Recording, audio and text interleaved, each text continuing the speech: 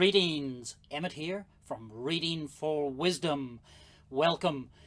This year, 2019, we've been experiencing a lot of 75th anniversaries of important points in World War II.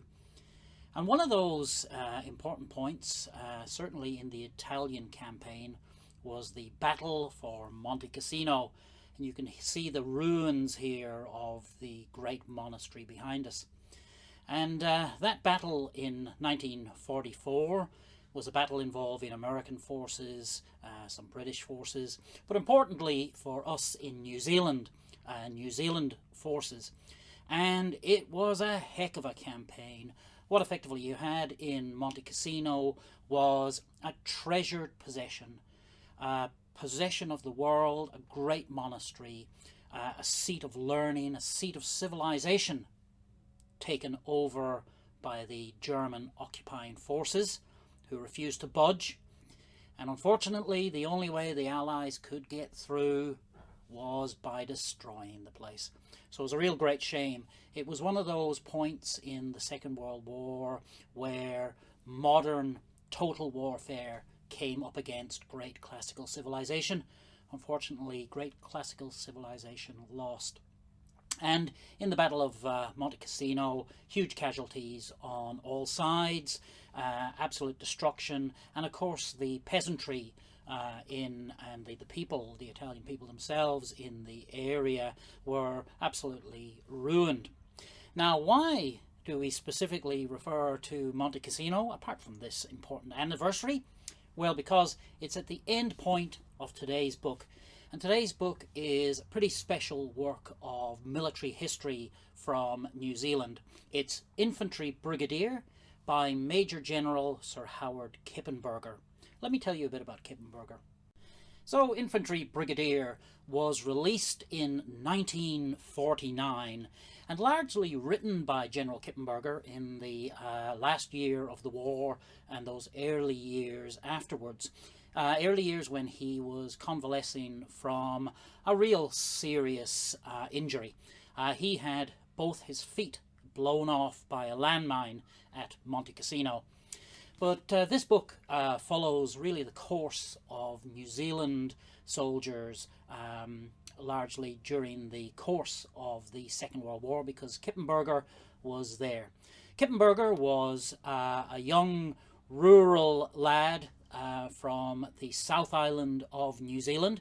When he enlisted to fight in the First World War, he was injured there and came out of the war, and pretty much after qualifying as a lawyer, he joined the reserve forces, the New Zealand Reserve Forces, and all the way through the 20s and the 1930s.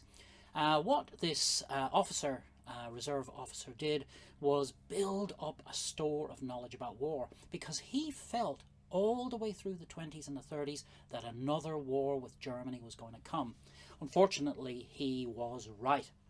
And what was fascinating about Kippenberger is that he spent all those decades, those interwar years, reading, amassing a great collection of military works. The remnants of that library is still at the New Zealand Army Museum in Wairuru, which is in the centre of the North Island. Great museum, by the way. Go and see it if you can when you visit New Zealand. But in his library, he spent hours and hours poring over works on tactics, military history, general history. He was a great student of the crusading period. Now, why I say all of this and why this book is very special to me is because it was Major General Kippenberger and his lifelong reading habits that got me interested in and ultimately researching the topic of professional military reading. And I've got a free ebook for you, which you can download after the show, but I'll give you a link in a little bit.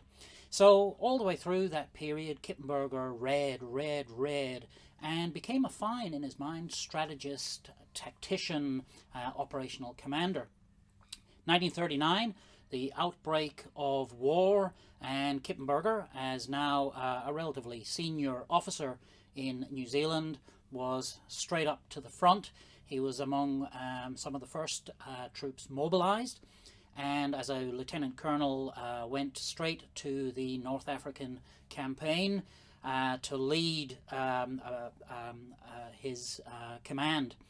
And Kippenberger pretty much was at the heart of all the New Zealand action in the Second World War. So it first of all started off in the Western Desert, and then to bolster up the government of Greece, Churchill sent the New Zealanders, among others, to Greece. They pretty much retreated back down the way through the spine of Greece, and Kippenberger, all the way through Infantry Brigadier, recounts this retreat.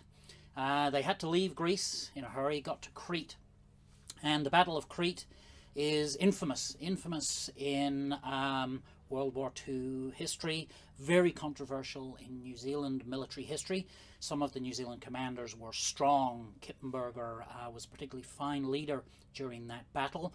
Some of the other New Zealand commanders didn't fare so well, didn't lead so well. A lot of controversy in New Zealand military history circles today about the Battle of Crete. But the Germans came down from the sky, the paratroopers came in, and it was hellish action. Unfortunately, again, they had to leave Crete back to Egypt. And a large part of Infantry Brigadier recalls the toing and froing across the Western Desert as one British commander is replaced by another British commander, setbacks, some victories, but many, many setbacks. And again, the battle against the wily Rommel. And one of the interesting features about this book, and a great thing about Kippenberger that I particularly admire, was he's no fan of BS. He's no fan of propaganda. Throughout this work and in subsequent military writings, Kippenberger always said, look, this Rommel, he's just a man. If we build him up to be this legend, of course he's going to beat us, of course he's going to have the psychological edge. Just treat him like a normal man and we can fight back and we can beat this guy. And of course, beat them they did. Montgomery comes along, the Allied reserves are fully equipped, tanks, air cover, superior in armament is built up, and of course we get to the Second Battle of Alamein. Rommel's forces are smashed. So all ably told by Kippenberger in a very matter-of-fact style. Let's have a little example of Kippenberger telling us about a battle scene. And one of the features of this book, very, very matter-of-fact. Kippenberger doesn't muck around, he doesn't mince words, he really describes what he sees, and he describes it in quite a matter-of-fact, almost detached manner, which just shows not only his bravery, his confidence, his calmness, but his almost looking at the big pictures, not getting bogged down too much. So Libya 1941, let's hear about a little skirmish that Kippenberger and his men are involved in. I returned to find the battalion formed up and the tanks passing through. They did not check, charged on at about 15 miles an hour on a bearing more like 70 degrees than the prescribed 40, spotted our carriers moving out of the way to the right flank, opened fire and knocked out two of them, one bursting into flames and carried madly on. Things happened very quickly. Through the control tank, I yelled to the tanks to get onto the right bearing, but without result. The infantry trucks leapt forward, keeping stubbornly to the correct bearing and steadily increasing speed. The guns opened, unluckily on the wrong target, a newly appeared mass of transport miles further away. The machine gun platoon had got well forward and came briskly into action, as did the carriers. So did the enemy, with guns, mortars and automatics. The tanks saw the enemy and swung into their correct course, slackened speed and opened fire. Several were hit and blazed up, others stopped. Rhodes and I had followed up in a carrier, and we stopped to speak to the control tank, sheltering in its lee from a hail of bullets. The tank commander called to me and said, "I've had 7 tanks hit. I'll have to stop." I had just seen the leading companies disbus and advance, one steadily and nicely spaced, the other in rushes and evidently under fire. I replied, "The infantry are attacking. Go on or I'll court-martial you." This was unfair to a very gallant officer, killed a few days later. But it was no time for politeness. The tanks went on slowly, firing fast, but the infantry passed through them and closed swiftly and savagely. I passed through the empty trucks coming back to get out of range and found that the fight was over. Most of the enemy transport had got away, but about a dozen trucks were abandoned, and we had captured 3 88s with their crews all dead, except one slightly wounded man whom we picked up. I ordered the companies to move back at once and emboss. A detail was left to cover the tanks, whose recovery vehicles quickly came up and to mop up. They collected 260 prisoners of 361 German Infantry Regiment. Our loss was 21 and 7 tanks, of which several were soon runners again. So, very matter-of-fact stuff from Kippenberger, and very interesting scene he describes with a certain tinge of emotion, having to threaten to court-martial a brave commander and subordinate who was killed a few days later. But such is the reality of war. And there are many, many scenes like that in this wonderful book. A couple of interesting points that I'd like to make about it. Now, Kippenberger, as I said, was a great student of history. And I've spent a lot of times in his archives, with his papers, with his books and his handwritten annotations. But you see very little history in here. It's almost like Kippenberger wrote Infantry Brigadier with a certain mask of command on him. He didn't particularly want to show off about his sort of prior knowledge of history, of world affairs, how he understood the terrain that they were traveling over, because he knew that, 1,000 years before, 2,000 years before that, other battles occurred, other commanders had gone through. So this is very much a contemporary account, and Kippenberger hiding a certain amount of himself. Another curious feature about the book, and this is something that I'm sure some modern historians would write all sorts of screeds of opinion on, but the book generally only features soldiers. It has the Allied forces, it has the enemy, but very rarely do you see the ordinary people of Greece, the ordinary people of North Africa, the ordinary folk of Italy. And in the small glimpses that we do get of them, Kippenberger paints them in a pretty miserable light, in almost a derogatory fashion that would be very on PC today, but certainly of its time. So once the action has left North Africa, which is the large bulk of the book, they work their way through the Italian campaign, and as we said, what a hard slog that was. Unfortunately, the book pretty much ends at Monte Cassino, because Kippenberger has his feet blown off and is sent off to hospital. By this time he has risen up through the ranks and very, very senior New Zealand commander.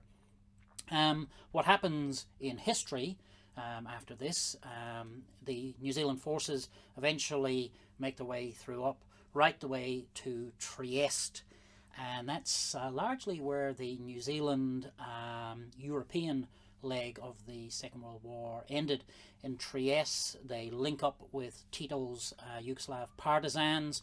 There's quite a few hairy little moments up there, but largely it's a case of mopping things down. The war is over, and a lot of brave folk, some of our family, were involved in that campaign all the way through.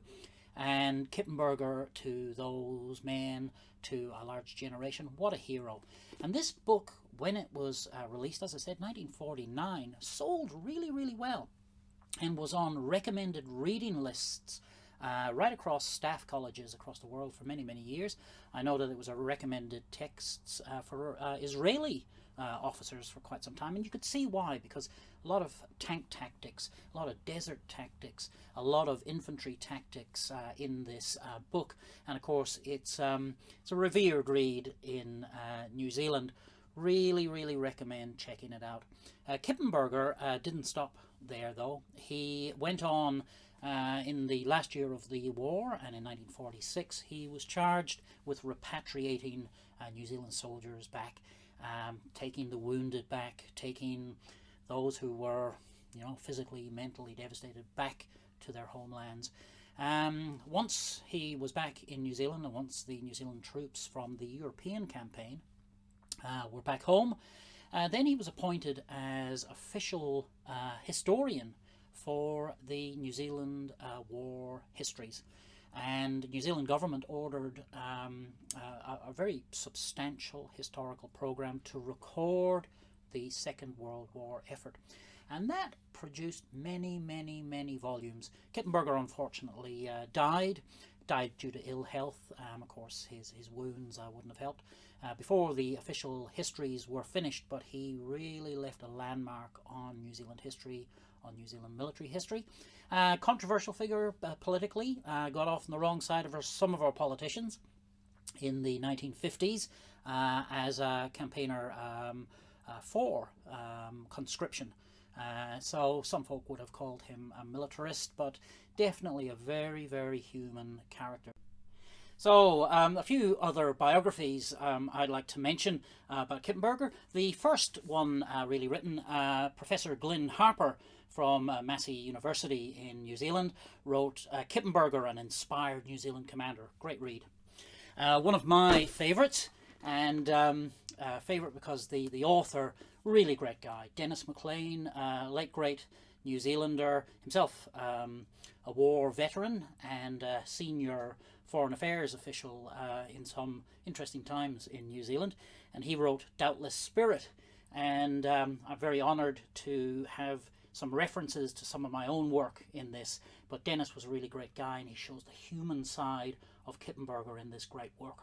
Now, we told you we were going to give you a free ebook, and don't say there's no such thing as a free lunch, because there is.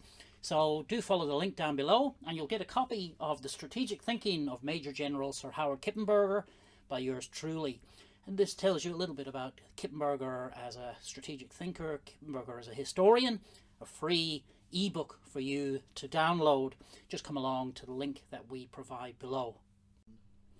So hope you enjoyed that little tour around New Zealand military history, and we do hope you like the programs that we're producing here on Reading for Wisdom. If you do like them, please give us a thumbs up, subscribe to our channel, and check out some of the links that we provide below for more to entertain, to delight, and to give you some wisdom. See you next time.